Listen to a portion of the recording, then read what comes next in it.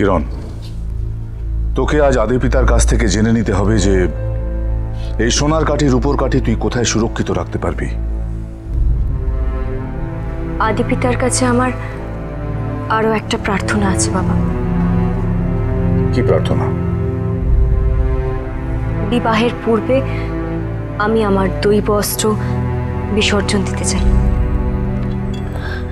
কেন কিরণ, কেন এই কাজ করতে চাইছিস তুই? দৈব অস্ত্রের এখন কি প্রয়োজন মা? এই জগৎ রাক্ষস মুক্ত হয়েছে, কটকটিকে আমি চিরনিদ্রায় পাঠিয়েছি। এবার আমি সাধারণ মেয়ের মতো সংসার করতে চাই। না না না না, এতে আমার মত নেই, এতে আমার মত নেই কিরণ। তবে আদি পিতা যা বিধান দেবেন আমি তা মাথা পেতে নেব। তুই আদি পিতাকে স্মরণ কর।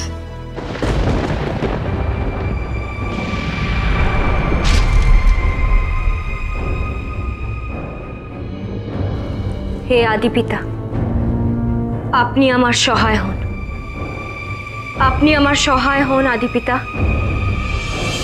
কিরণমালা,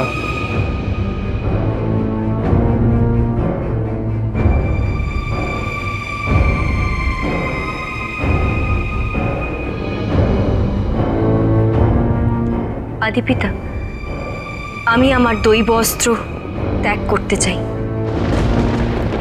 দৈব অস্ত্র একবার ত্যাগ করলে তা চিরকালের মতো তোমার থেকে চলে যাবে কিরণমালা, আর কোনোদিনই তুমি তা ফিরে পাবে না। তাই আরো একবার ভালো করে ভেবে সিদ্ধান্ত নাও কিরণমালা। এ বিষয়ে আপনার যা সিদ্ধান্ত নেবার কিরণমালাকেই নিতে হবে।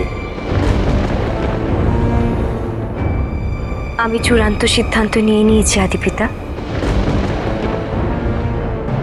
বেশ, তোমার দৈব অস্ত্র তুমি বিসর্জন দাও কিরণমালা।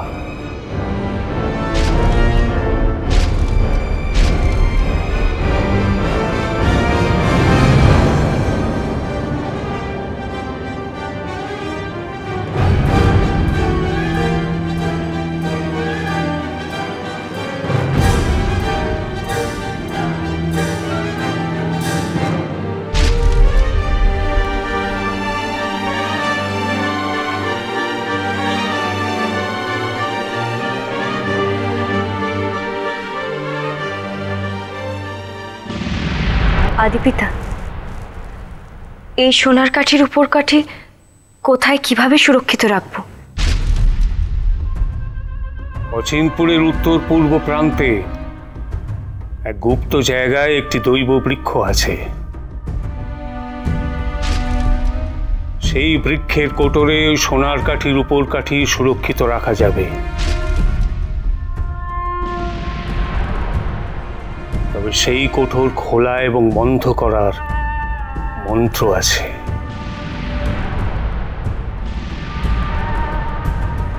সেই দৈব বৃক্ষের সামনে উপস্থিত হলেই সেই মন্ত্র তোমার স্মরণে আসবে কিরণমালা।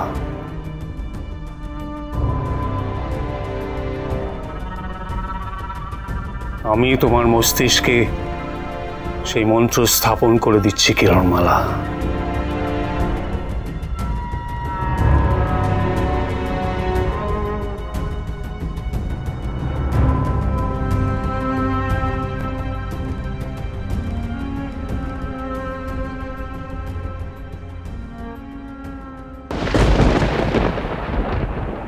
আমাকে আশীর্বাদ করুন আদি পিতা।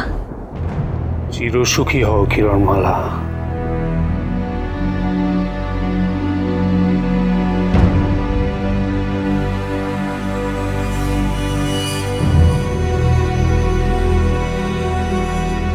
আমাকে আজ রাতেই এই সোনার কাঠির উপর কাঠি বৃক্ষের কোটরে রেখে আসতে হবে।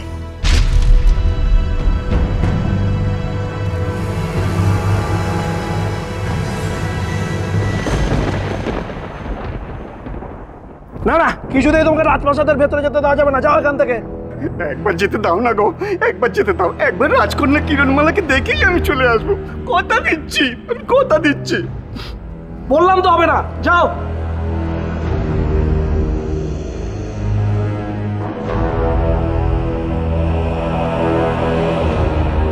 দাঁড়ান,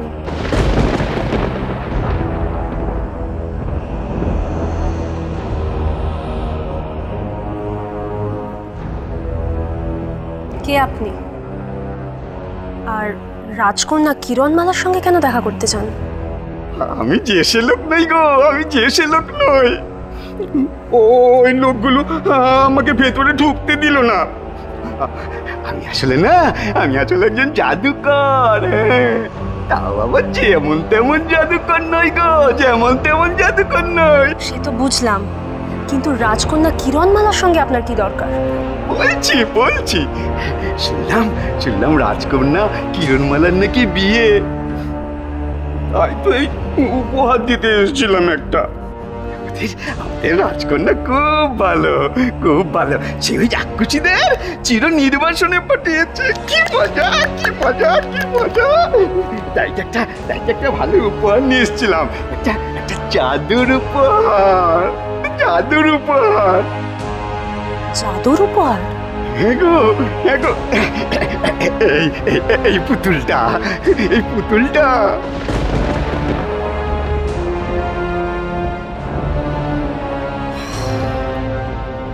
একটা কাঠের পুতুল রাজকন্যাকে উপহার দেবেন বলে আপনি এত হাকপাক করছিলেন? এই যে জাদু পুতুল গো, এই যে জাদু পুতুল।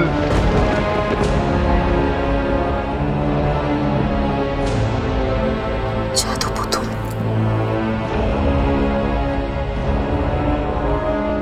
কই দেখি কেমন জাদু পুতুল।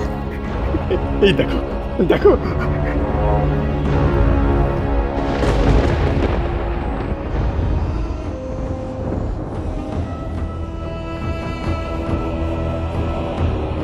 কেমন জাদুর ক্ষমতা আপনার এই পুতুলের? এই কাঠের পুতুল যা শুনে তাই মনে রাখে। মন্ত্রপুত পুতুল এটা। শূন্যে ভেসে বেড়াতে পারে গো।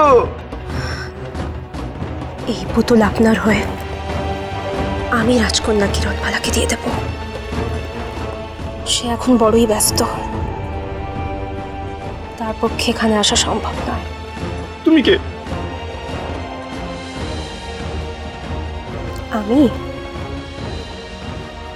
আমি রাজকন্যা কিরণমালার বোন। তবে তো ঠিক লোকের হাতে এই উপহারটা পড়েছে। এই জাদু ছড়িটা রাখো। এই জাদু ছড়ি যার কাছে থাকবে এই পুতুল তার বশেই থাকবে, তার কথাই শুনবে। ধরো, ধরো। কি মজা, কি মজা, কি মজা, কি মজা।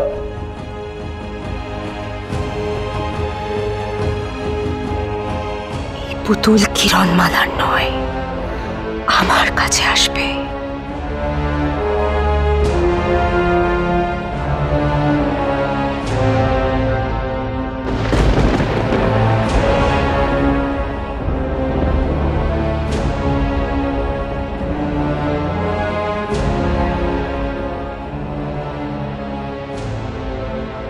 এবার আমাকে দৈব বৃক্ষের কাছে যেতে হবে। এই সোনার কাঠির উপর কাঠি সুরক্ষিত রেখে ফিরে আসতে হবে।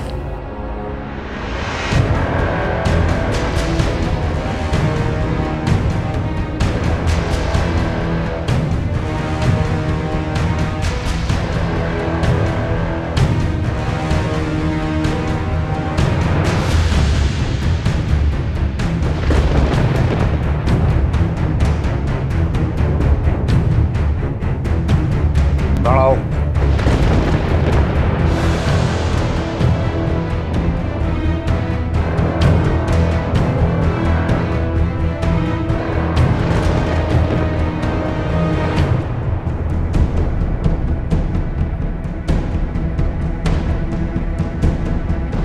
মঙ্গলদীপ নিভে গেল।